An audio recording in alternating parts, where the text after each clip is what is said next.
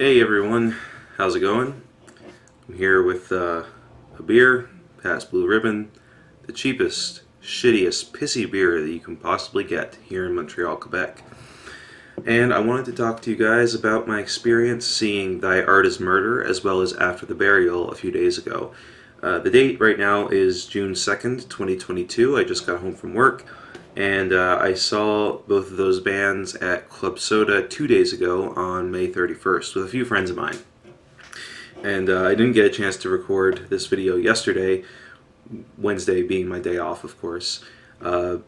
Basically, just because I was really tired and, excuse me, feeling a little under the weather and just wasn't up to doing it. But I want to get it done today because tonight I am going to see Undeath, Frozen Soul, Chelsea Grin, and Dying Fetus. So I'm very excited about that.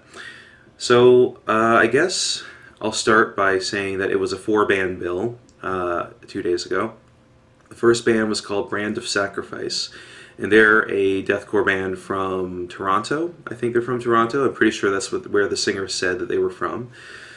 And unfortunately, I arrived when they had already started playing, so I think I missed one or two songs from their set. But overall, I thought they were decent. You know, if I'm being completely honest, like their style of deathcore wasn't really my thing. There just wasn't really a whole lot to latch onto. But, you know, for what it is, I thought it was fine. I'm sure there's plenty of people there who did enjoy it. I mean, the crowd seemed really into it, so that's fucking awesome. There was a point where the singer said, like, hey, let's show these American bands how we do it here in Canada. And I always find stuff like that to be just, like, a little bit cringe. Because, like, who the fuck cares where you're from? Who the fuck cares, like, you know, what country you're from, especially when you're talking about Canada and the United States, two very awful countries.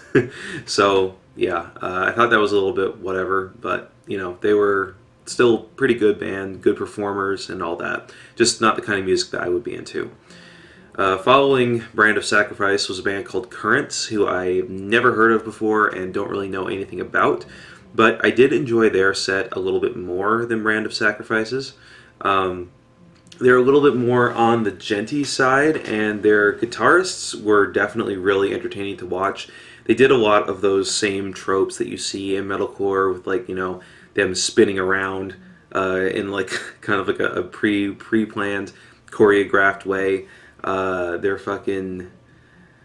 Their stage presence was good, even though it was generic and stuff that I've seen a million times before. Like, they put a lot of effort into it, I could tell, and that was pretty cool. And yeah, musically I did enjoy them a little bit more than Brand of Sacrifice, but again, wasn't really my thing. Now, perhaps if I had listened to both these bands before seeing them, I'd be able to offer more, like, succinct criticism or opinions on how this performance was, but you know, for what it was, for these songs that they played, I thought it was decent.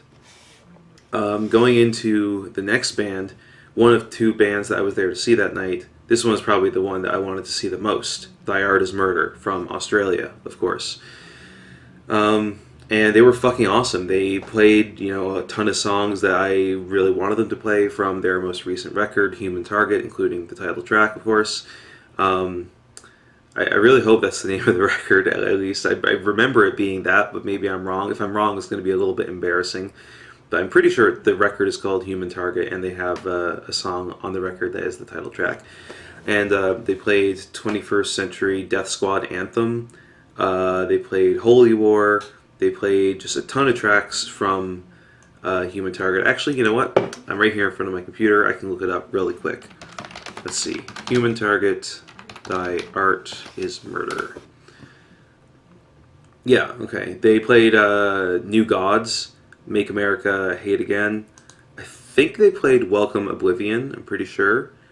And Chemical Christ. Yeah, they played a ton of tracks from that new record, which is to be expected because it's the record they're touring in support of. So, yeah, makes sense. And they fucking killed it. They did really, really well. They fucking nailed that shit. Clearly very professional players. It was overall a really great set.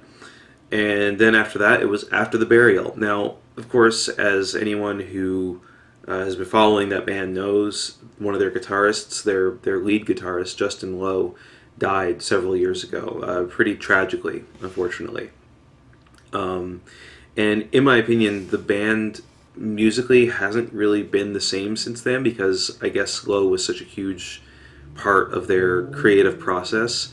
And even though I do still enjoy some After the Burial from time to time, those early records are like the cream of the crop when it comes to progressive deathcore, progressive metalcore of that style.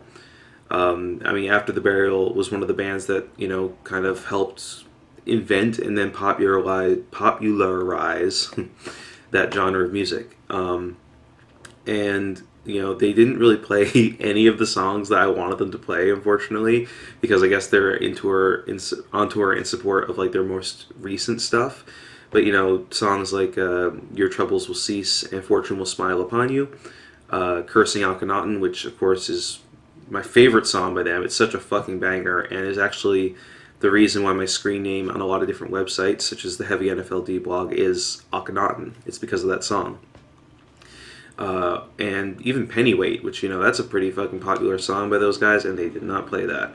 So yeah, I was a little bit disappointed by their selection of songs on their set list, but overall I thought their performance was still great. At around the halfway point of the set, they kind of stopped playing, and Anthony, their vocalist, got up on the little podium on the front of the stage, and he gave a bit of a heartfelt speech about the troubles that he had faced during the pandemic, saying, how he went to a real dark place, and how he started questioning, who he was as a person beyond just the band, which, I mean, I feel like a lot of people who become public figures kind of have to go through that struggle, of questioning who they are as a person beyond their status as a celebrity, even if it's a niche micro celebrity, like in the case of being the frontman of a metal band, even a well-known metal band. And then he kind of talked about how they were supposed to go on tour with the Black Dahlia Murder, and how tragic it was that Trevor died, and they dedicated the song after that to Trevor in his memory.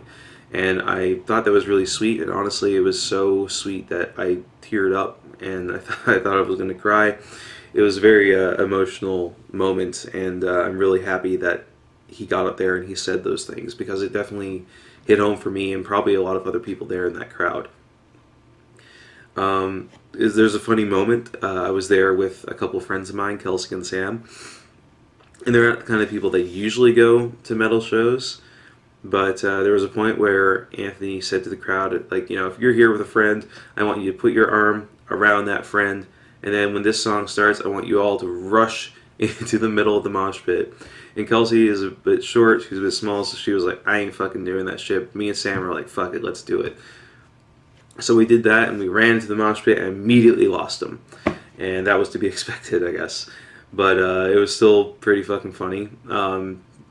Really, really enjoyable set.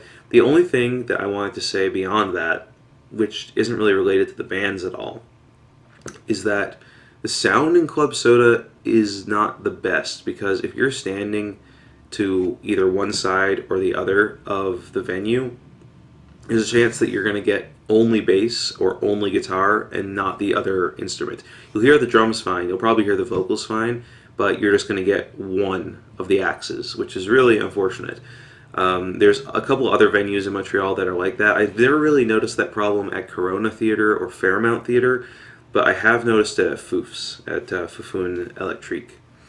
So that's a little unfortunate, and it did kind of slightly hinder my enjoyment of the show, but obviously that's not on the bands, that's on the venue itself. They should have a better setup to broadcast the sound out into the audience. But yeah, overall, very enjoyable show. I'm really glad that I went. I'm glad that I got the chance to see Thy Art Is Murder as well as After the Burial. And again, even though Currents and Brand of Sacrifice weren't really my thing, I still thought they put on a good show. So yeah, I will be making another video when I come back from tonight's show at the Undeath and Dying Fetus and Frozen Tomb show. Sorry, Frozen Tomb? Frozen Soul. That's the name of the band. I'll be making that video hopefully in a few days. Until then, enjoy the rest of your weekend, and I will see you next time. Peace out.